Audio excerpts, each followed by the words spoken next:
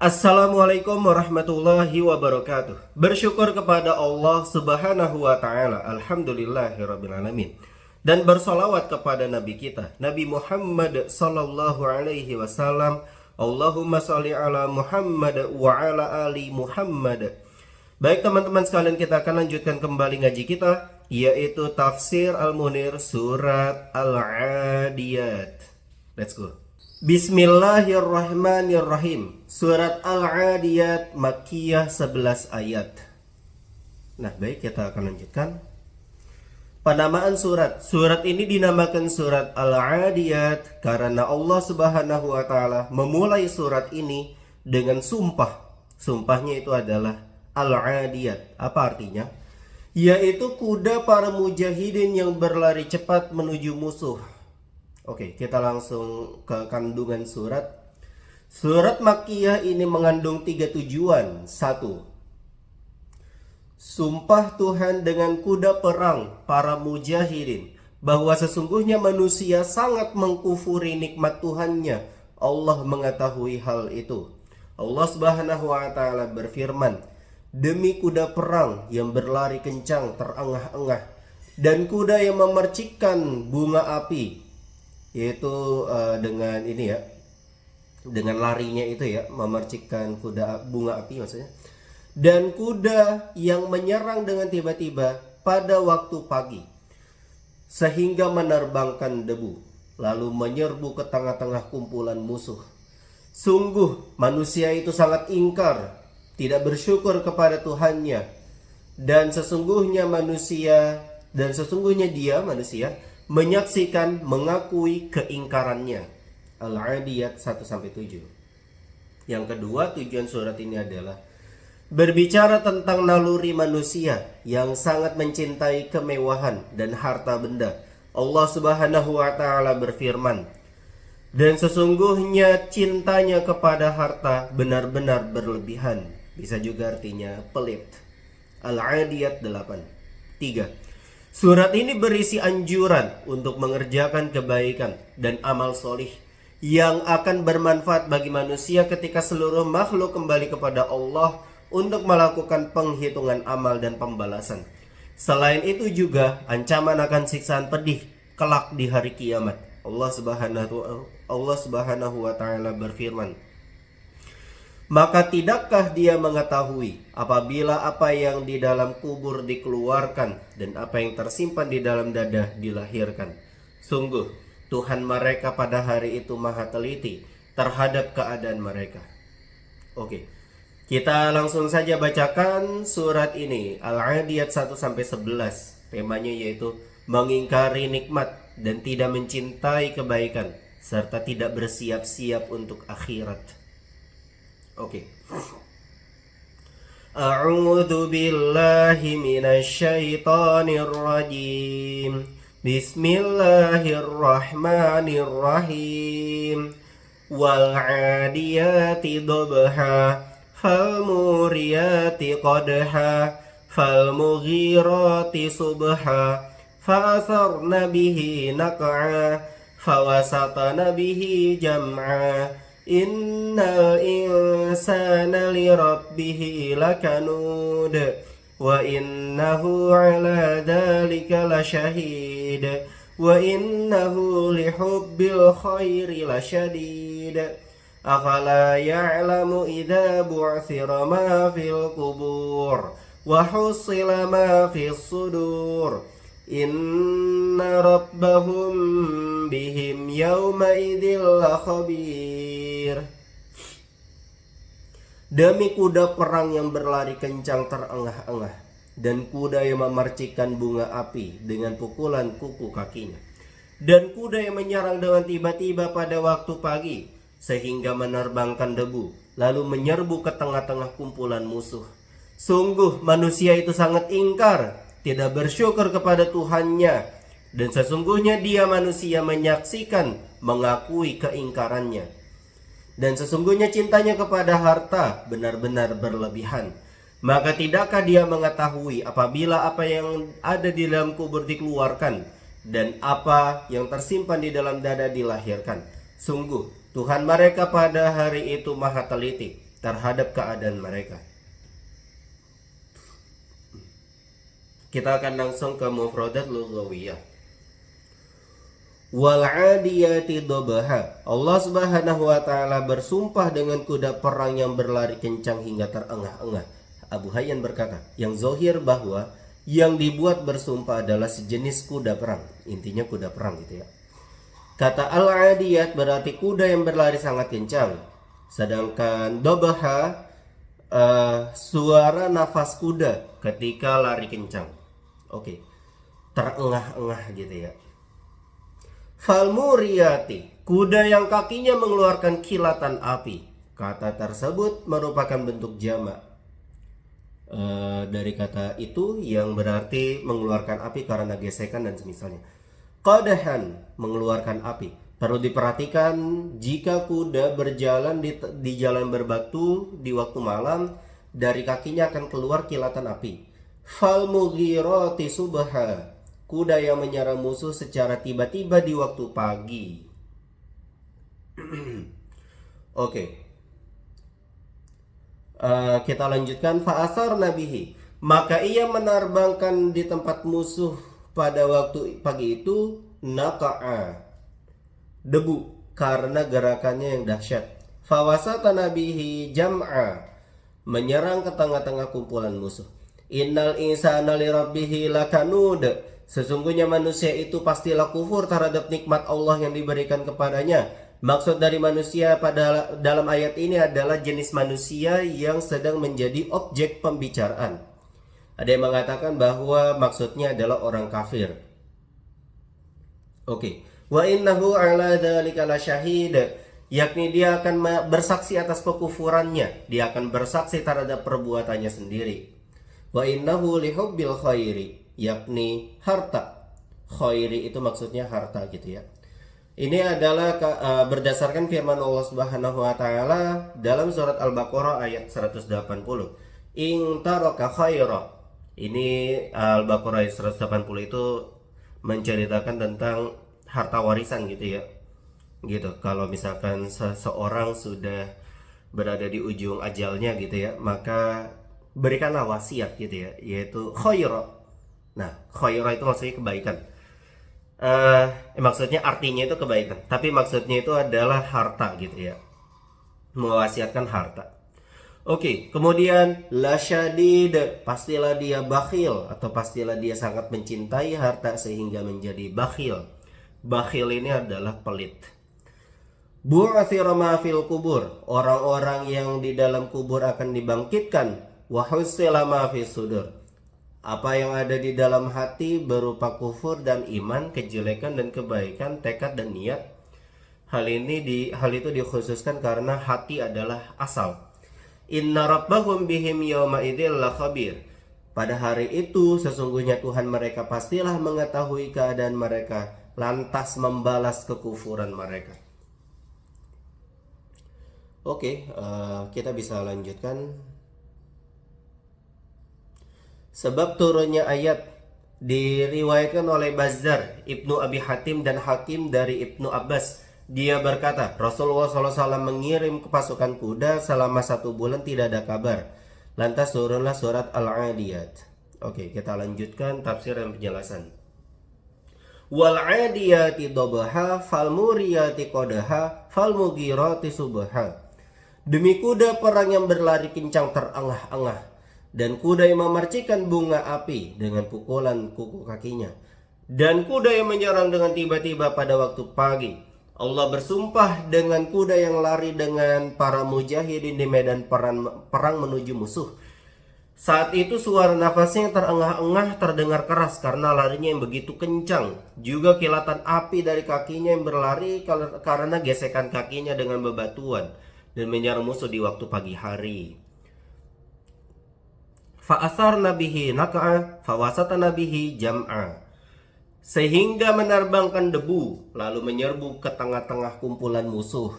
Kuda perang itu menebarkan debu di waktu pagi atau di tempat pertempuran sehingga udara penuh dengan debu.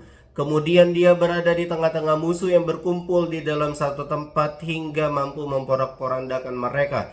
Allah Subhanahu wa taala berfirman dengan kuda karena kudanya ini ya mempunyai keistimewaan ketika berlari yang tidak dimiliki oleh hewan-hewan lainnya. Kecepatannya itu sangat tinggi gitu ya. Gitu. Bahkan ada istilah ini ya, HP gitu ya, yaitu horsepower ataupun tenaga kuda. Nah, kuda juga memiliki kebaikan hingga hari kiamat. Di sini ada footnote, Nabi SAW bersabda, kuda akan senantiasa memiliki kebaikan hingga hari kiamat. Diriwayatkan oleh Ahmad, Bukhari, Muslim, Nasai, dan Ibnu Majah dari Abu Hurairah. Karena kuda merupakan kendaraan perang di kalangan orang Arab dan sangat penting bagi mereka. Maksud dari sumpah tersebut adalah untuk mengangkat urgensi kuda di kalangan kaum muslimin agar mereka menjaganya dan berlatih menungganginya demi berjihad di jalan Allah. Selain itu agar mereka terbiasa untuk melakukan hal-hal besar, terus bersungguh-sungguh dan beramal. Oke, dalam bagian ini terdapat sebuah targhib motivasi untuk menggunakan kuda untuk tujuan-tujuan yang mulia, bukan untuk kegiatan yang ini ya, flexing, dikenal, berbangga-bangga, dan juga riya. Berdasarkan hal ini kita skip aja. Nah, jawaban dari sumpah, lanjutan dari sumpah yang sampai 3 ayat 4, 5 maksudnya. 5 ayat itu adalah di ayat 6. Innal insana lirabbih lakanud. Sungguh manusia itu sangat ingkar, tidak bersyukur kepada Tuhannya. Sesungguhnya sesuai tabiatnya, manusia itu pastilah mengkufuri kenikmatan, sering mengingkarinya, dan tidak mengetahui hal yang mengharuskannya untuk bersyukur kepada Sang Pencipta yang Maha Pemberi kenikmatan, serta tidak mau tunduk kepada syariat dan hukum-hukumnya, kecuali orang-orang yang bermujahadah memerangi hawa nafsu, memikirkan dunia dan akhirat, sehingga dia menunaikan ibadah dan berperilaku baik, serta meninggalkan kemaksiatan dan perilaku buruk. Gitu ya. Makanya memang sering sering ada istilah kayak musuh terbesar itu adalah musuh yang ada di dalam diri gitu ya. Terutama adalah syaiton ya, yang berada di depan kita, di belakang kita, di samping kanan dan juga samping kiri kita. Kita harus melawannya gitu ya. Dan juga tentunya kita harus selalu melatih hawa nafsu kita agar tidak kemudian menuruti ajakan-ajakan syaiton gitu ya. Nah gitu. Nah, sehingga kita tidak disebutkan itu yang di ayat 6 tadi, yaitu adalah manusia itu sangat ingkar, tidak bersyukur kepada Tuhannya.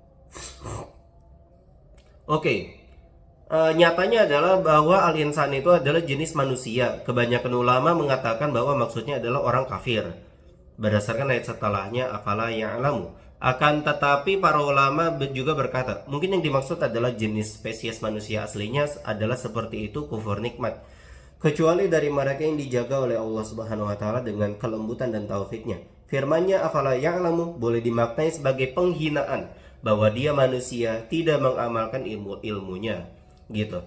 Nah, saya juga sepemikiran juga bahwa al-insan ini yang kemudian mengkufuri nikmat-nikmat Tuhan itu tentulah adalah manusia secara umum ya. Wong muslim pun juga, muslimin muslimat juga banyak yang kayak gitu juga, yaitu beriman kepada Allah dan Rasulnya, tapi masih banyak melakukan kemaksiatan dan tidak bersyukur, banyak mengeluh gitu ya. Oke. Kita lanjutkan lagi. Wa innahu ala dzalika lasyahid.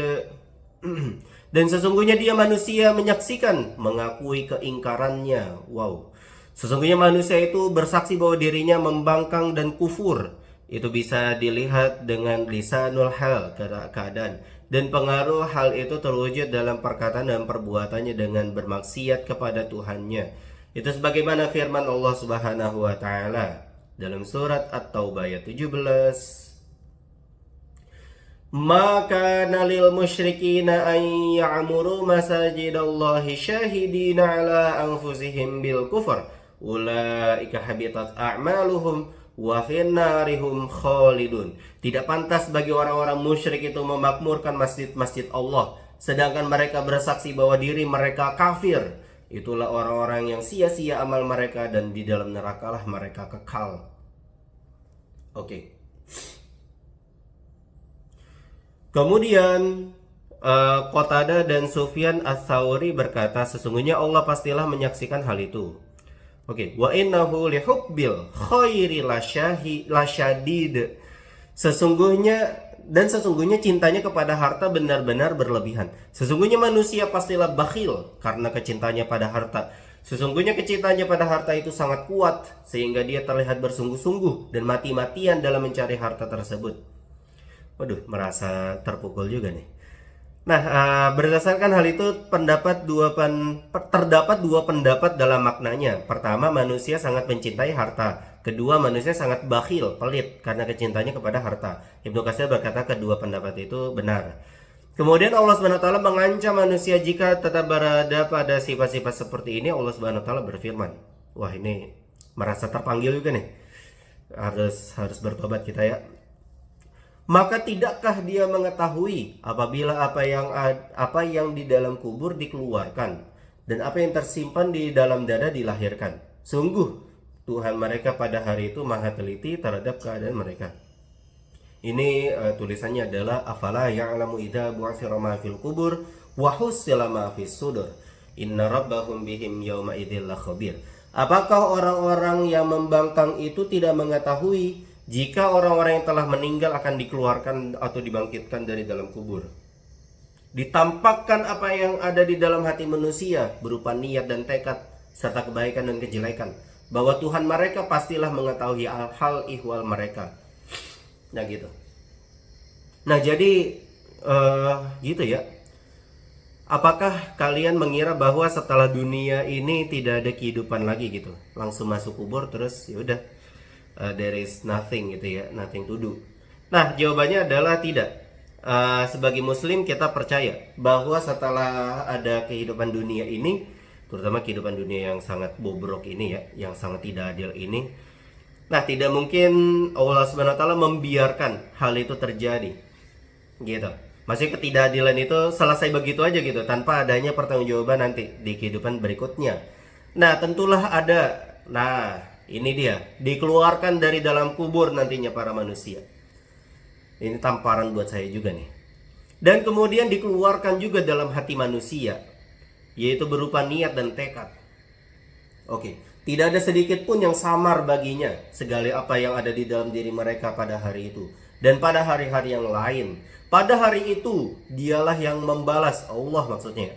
Allah yang membalas seluruh perbuatan mereka dengan balasan yang sebanyak-banyaknya. Mereka tidak akan dizolimi sedikit pun atas apa yang telah mereka kerjakan, gitu. Jadi tidak akan dizolimi. Maksudnya kalau kebaikannya banyak, maka tidak mungkin Allah menzolimi orang itu ya, sehingga si orang yang punya banyak kebaikan itu masuk neraka, itu nggak mungkin gitu. Dan kemudian orang-orang yang kemudian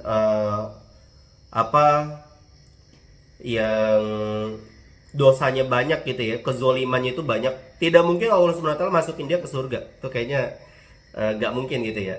Nah, mereka orang-orang itu termasuk masih kita gitu ya, manusia, tidak akan dizolimi sedikit pun oleh Allah Subhanahu wa taala atas apa yang telah mereka kerjakan. Jika mereka telah mengetahui hal itu, seharusnya mereka tidak disibukkan dengan harta untuk bersyukur kepada Tuhan mereka, beribadah dan beramal untuk akhirat. Tidak salah jadi orang kaya gitu ya, jadi pejabat. Yang penting adalah tidak zolim gitu. Dan kemudian tidak kemudian mau menyakiti hati rakyatnya gitu ya, teman-teman sekalian. Nah, jadi orang kaya itu bagus. Nah itu harus bersyukur kepada Allah dan kemudian beribadah, beramal untuk bekal nanti di akhirat. Nah, yang paling buruk adalah kalau dia udah miskin terus di dunia dan juga tidak kemudian beribadah kepada Allah, bahkan kemudian tidak meyakini keberadaan Allah. Nah, ini buruk banget. Gitu, udah miskin di dunia, di akhiratnya dia akan dijebloskan ke dalam neraka. Nauzubillah ya. Nah, apapun kondisi kita harus selalu bersyukur kepada Allah, beribadah, beramal untuk bekal kita nanti di akhirat. Dalam ayat ini disebutkan amalan hati secara khusus. Hal ini disebabkan seluruh amalan raga mengikuti amalan hati, sudur tadi ya, gitu. Nah, jadi percuma juga kalau misalkan kita amalan raga, maksudnya banyak berinfak, melakukan ringan tangan gitu ya, suka menolong, tapi hati kita itu tidak terikat dengan Allah gitu. Maksudnya adalah bahwa hati kita menjauh dari Allah karena bantuan-bantuan yang kita berikan itu karena niatnya itu untuk disanjung-sanjung oleh orang lain gitu. Jadi percuma juga.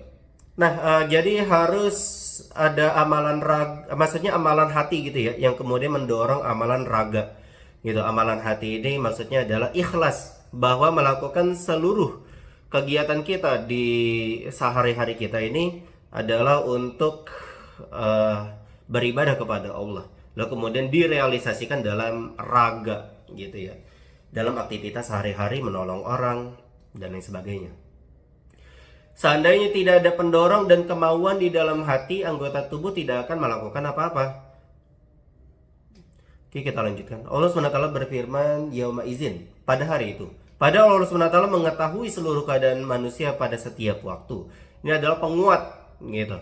Bisa saja nggak pakai yauma izin, tapi Allah SWT menambahkan yauma izin bahwa sebagai penguat gitu ya, bahwa Allah SWT mengetahui hal itu pada hari pembalasan.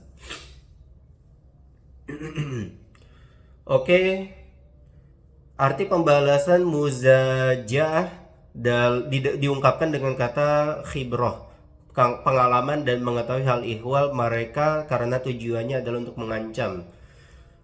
Nah, jadi ancamannya gitu ya di ayat terakhir itu. Sebagaimana dalam firman Allah SWT pada surat Ali Imran ayat 181, sanak tubuma qalu, kami akan menulis apa yang mereka katakan. Padahal memang ya ditulis gitu, tanpa disebutkan gitu. Pada penulisan perkataan perbuatan mereka itu sudah terjadi, akan tetapi Allah mengatakan bahwa ini penegasan gitu ya. Kami akan membalas mereka sebab apa yang telah mereka katakan dengan balasan yang setimpal. Dengan demikian firman Allah Subhanahu wa taala khabir, bermakna bahwa Allah SWT akan senantiasa mengetahui.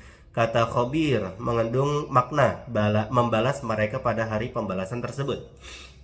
Ayat ini menunjukkan bahwa Allah Subhanahu wa taala mengetahui waktu secara detail. Allah Subhanahu wa taala telah menyatakan bahwa dirinya adalah Maha mengetahui segala keadaan manusia pada hari pembalasan tersebut. Dengan demikian orang yang mengingkari pengetahuan Allah adalah orang kafir.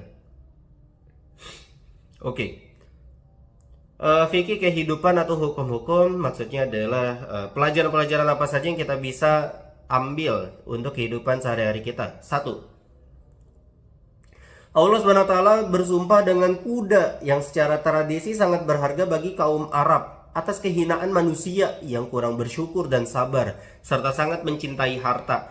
Karena hal itu manusia hampir tidak peduli untuk meraih kesempurnaan hakiki dan beramal akhirat sebagai tempat kembali semua hamba. Secara tabiat manusia diciptakan untuk mengkufuri nikmat dan cinta harta serta bakhil untuk menyedekahkannya. Oleh karena itu dia harus mendidik dirinya sendiri agar menggapai kesuksesan dan kebahagiaan. Gitu. Jadi pelajaran pertama adalah bahwa kita harus mendidik diri kita sendiri. Gitu. Di surat ini kita sudah tahu, kita sudah dengar, ini surat Al-Adiyat, ada ancaman Allah yang jelas bahwa siapa saja yang melakukan 1, 2, 3 akan mendapatkan balasan nanti di akhirat. Walaupun hidup di dunianya itu walaupun hidup di dunia itu dihormati, disanjung-sanjung gitu, dan kemudian hidupnya fine-fine saja gitu ya, padahal dia melakukan banyak sekali keburukan-keburukan. Nah, tapi ancaman Allah jelas gitu ya di akhirat nanti. Nah, oleh karena itu kita harus mendidik diri kita sendiri. Nah, agar kemudian terhindar dari kemudian dijebloskannya ke dalam neraka ya. Oke, pelajaran yang kedua adalah Allah Subhanahu wa taala menghinakan manusia dengan ilmu yang sempurna, azali, abadi, komprehensif atas seluruh keadaan manusia dan tempat kembalinya. Penghinaan atau ancaman merupakan stimulus motivasi bagi orang-orang yang berakal untuk merenungkan tempat kembali yang pasti akan terjadi, bersiap-siap untuk akhirat dengan berbekal takwa dan perilaku baik, serta menjauhi kemaksiatan, penyimpangan, dan perilaku buruk. Ilmu Allah Subhanahu wa taala pada hari pembalasan, perbuatan, perkataan dan keadaan manusia tidak berbeda dari ilmu Allah yang azali atas hal itu. Allah Subhanahu wa taala berfirman dengan memakai redaksi yauma idzin hanya sebagai ta'kid penguat ilmu Allah yang mencakup masa lampau, sekarang dan akan datang. Balasan tergantung dengan amal yang telah lalu. Dengan demikian, pengkhususan penyebutan waktu menunjukkan bahwa Allah mengingat dan tidak melupakannya. Hal itu juga menunjukkan adanya keadilan dan ilmu pada waktu hari pembalasan. Nah, seperti yang saya jelaskan tadi juga ya, maknanya juga adalah tentang keadilan. Nah, sehingga kita juga harus berbuat adil terhadap semuanya gitu ya, manusia dan juga makhluk Allah lainnya. Baik teman-teman sekalian, semoga dapat bisa kita petik pelajarannya ya dan kita terapkan dalam kehidupan sehari-hari. Kita cukupkan ngaji kita dengan membaca hamdalah dan doa kafaratul majelis. Alhamdulillahirabbil alamin. Subhanakallahumma wa bihamdika asyhadu an la ilaha illa anta astaghfiruka wa atubu ilaik. Wassalamualaikum warahmatullahi wabarakatuh.